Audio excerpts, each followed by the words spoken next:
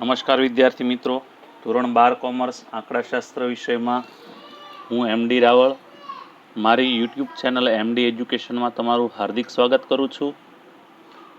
હવે આપણે chapter number 1ની અંદર લેક્ચર નંબર 8 પહોંચ્યા છીએ. ચેપ્ટર નંબર 1માં સૂચકાંકમાં જે દાખલાઓ ગણવાની અલગ અલગ રીત છે એમાંથી આપણે ગઈકાલે મતલબ કે લેક્ચર નંબર 7માં જે પ્રથમ 4 સૂત્રો ભણાવેલા સમજાવેલા તેમાંથી પ્રથમ 2 સૂત્રો આધારિત અચળ આધારની રીત અને પરંપરિત આધારની રીતના દાખલાઓ આપણે ગણવાના છીએ. તો મિત્રો, અહીંયા એક રકમ લીધી છે જે સ્વાધ્યાય 1.1ની છે. પહેલો પ્રશ્ન છે 1.1નો. એક શહેરના કારખાનામાં કામ કરતા કામદારોના જૂથની વર્ષ 2008 થી 2015 દરમિયાન દૈનિક સરેરાશ વેતન અંગેની માહિતી નીચે મુજબ છે. તે પરથી અચળ આધારની રીત, આધાર વર્ષ 2008 લેવાનું છે. પરંપરિત આધારની રીત અને વર્ષ 2011 થી 13ના દૈનિક સરેરાશ વેતનની સરેરાશને આધાર વર્ષના વેતન તરીકે લઈ અચળ આધારે સૂચકાંક ગણો. આ સરેરાશ આધારની રીત. અચળ આધાર, પરંપરિત આધાર અને સરેરાશ આધારની રીતે દાખલો ગણવાનો છે. અહીંયા સૌપ્રથમ ઊભી કોલમમાં હું વર્ષ લખીશ. તો અહીંયા આવશે વર્ષ. વર્ષ આપેલા છે 2008 થી 2015. 2008, 2009, 10, 11, 12, 13, 14, 15. ચાલો, ત્યાર પછી સરેરાશ વેતન, દૈનિક સરેરાશ વેતન રૂપિયામાં 275, 284, 289, 293, 297, 313, 328, 345. આ છે રકમ. શક્ય હોય જો લીટીવાળો ચોપડો હોય તો આપણે એક એક લીટી વચ્ચે છોડ દેવાની, કારણ કે આની ગણતરીમાં અંશ છેદમાં રકમ આવશે. કારણ કે એના જે સૂત્રો છે, પહેલું છે નંબર 1 અચળ આધારની રીત. અચળ આધારે સૂચકાંક બરાબર ચાલુ વર્ષની ચલની કિંમત છેદમાં આધાર વર્ષની ચલની કિંમત ગુણ્યા 100. હવે વિદ્યાર્થી મિત્રો, આ દાખલામાં આધાર વર્ષની સ્પષ્ટતા કરેલી છે ઓલરેડી. 2008 આધાર વર્ષ 2008 લેતા, તો 2008ને આપણે આધાર વર્ષ લેવાનું છે. તો 2008ની જે કિંમત છે એ આધાર વર્ષની કિંમત ધ્યાનમાં લેવાની, 275. 2008 છે તે આધાર વર્ષ છે અને એની કિંમત 275 દરેકના છેદમાં આવશે. નંબર 2,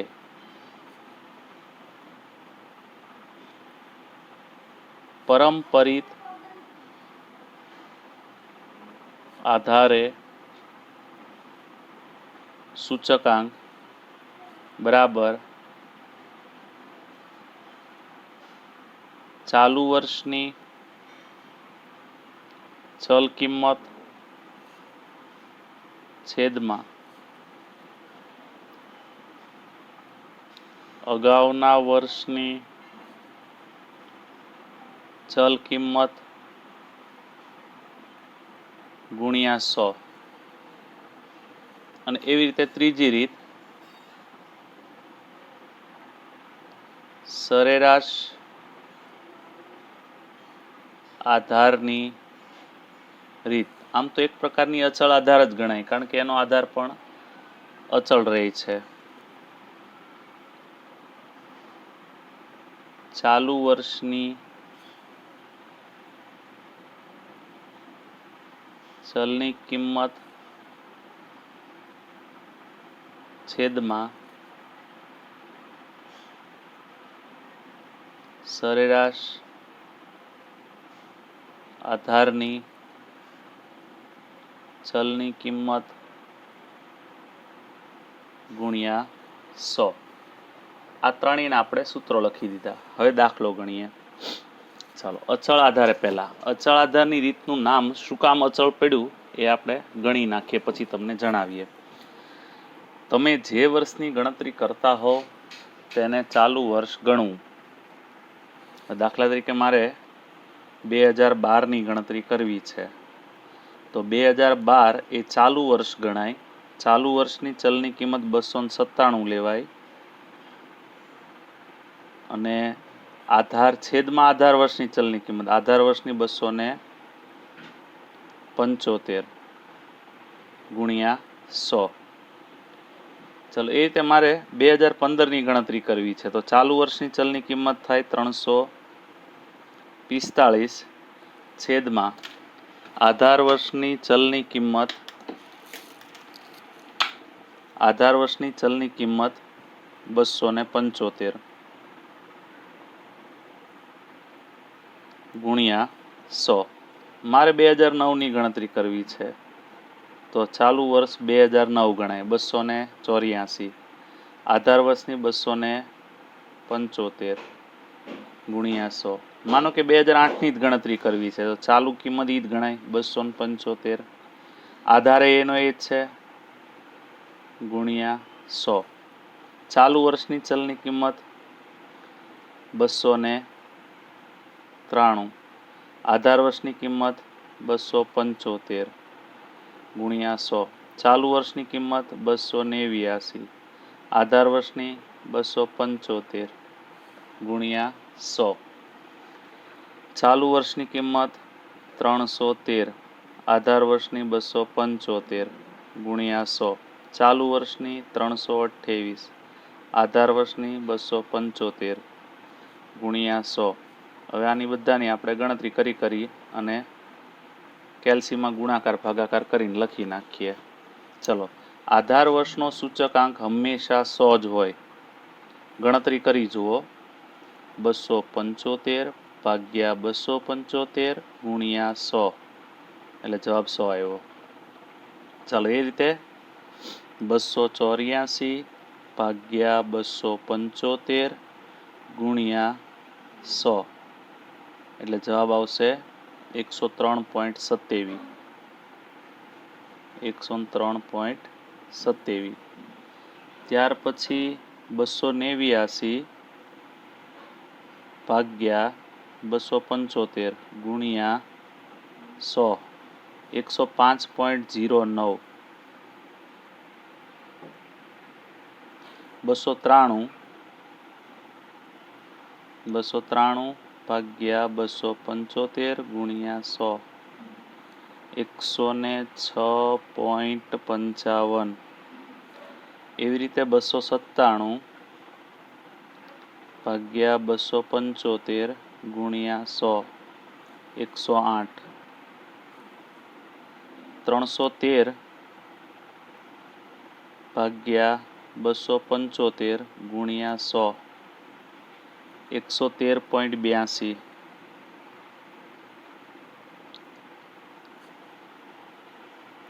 328 ભાગ્યા 275 ગુણ્યા 100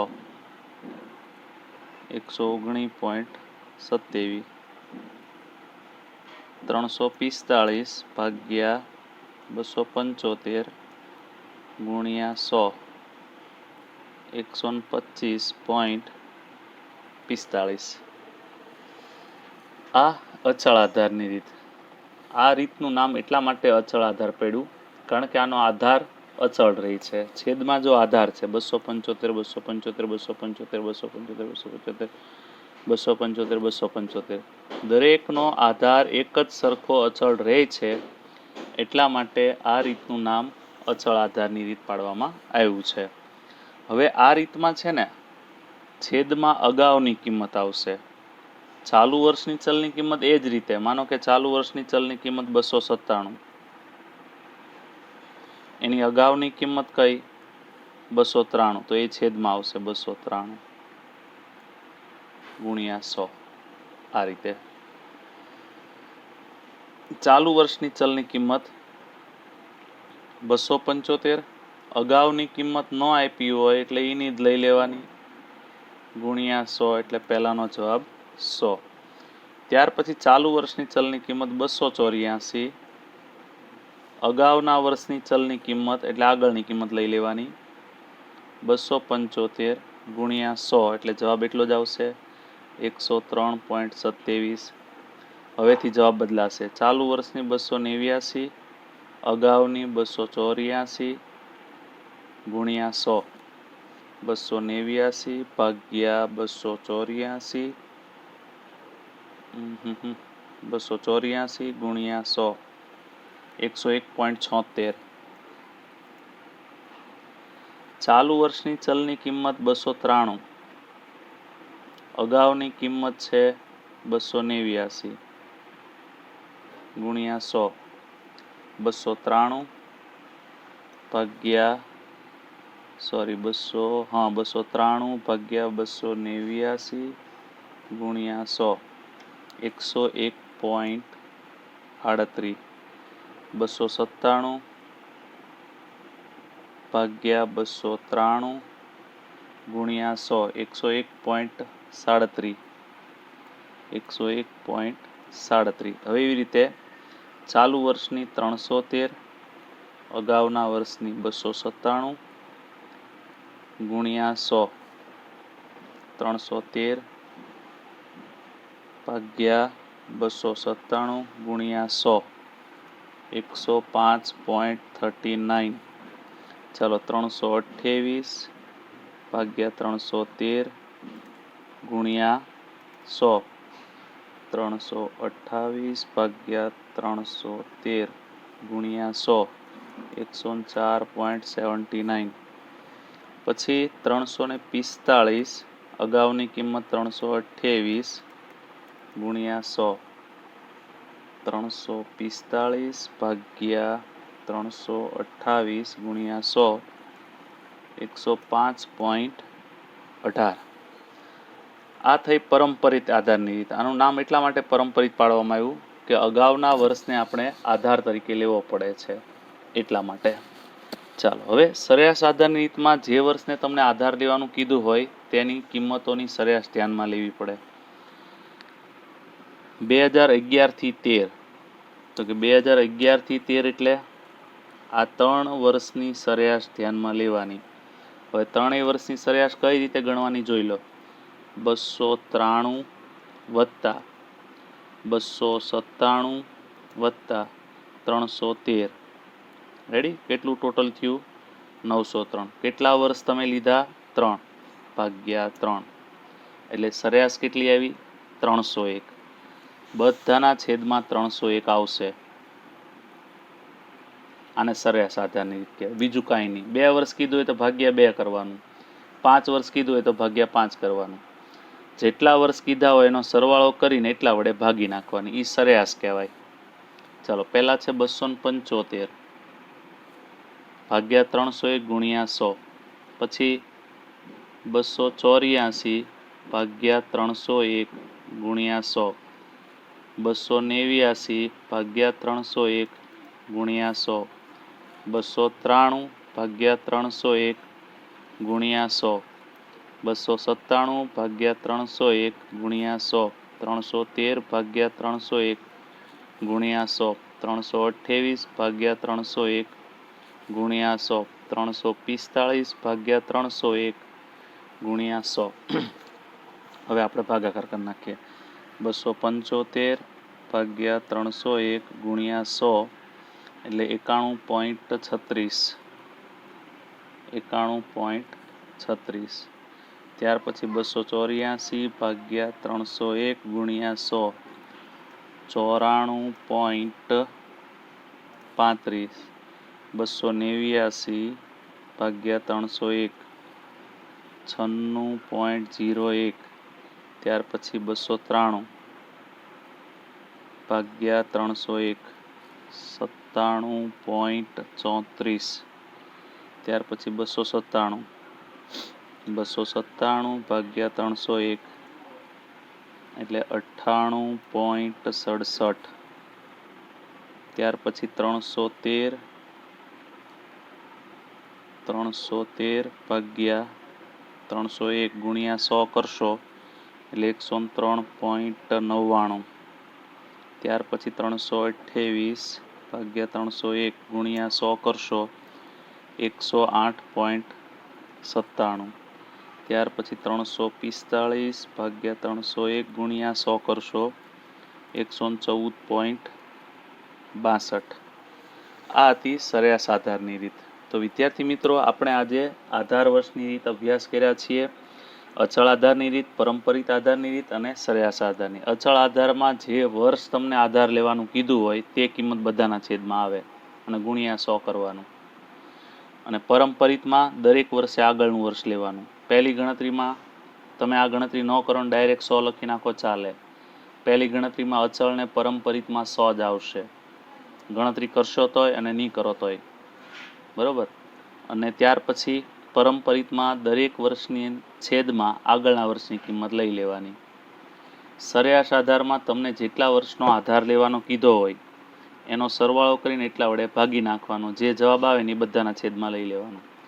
જેમ કે ફરીથી તમને સમજાવું કે આની અંદર 2011 થી 2013ના દૈનિક સરેરાશ વેતનની સરેરાશને ધ્યાનમાં લેવાનું કીધું છે. તો 2011 થી 2013 293 વત્તા 297 વત્તા 313 એટલે 903 થયું ટોટલ 903. હવે 3 વર્ષ લીધા એટલે ભાગ્યા 3 કરવાનું. કેટલું આવ્યું? 301. તો એ બધાના છેદમાં 301 લેવાના છે. તો આજના લેક્ચરમાં વિદ્યાર્થી મિત્રો એટલું જ. नेक्स्ट टाइम આપણે કંઈક નવું શીખીશું.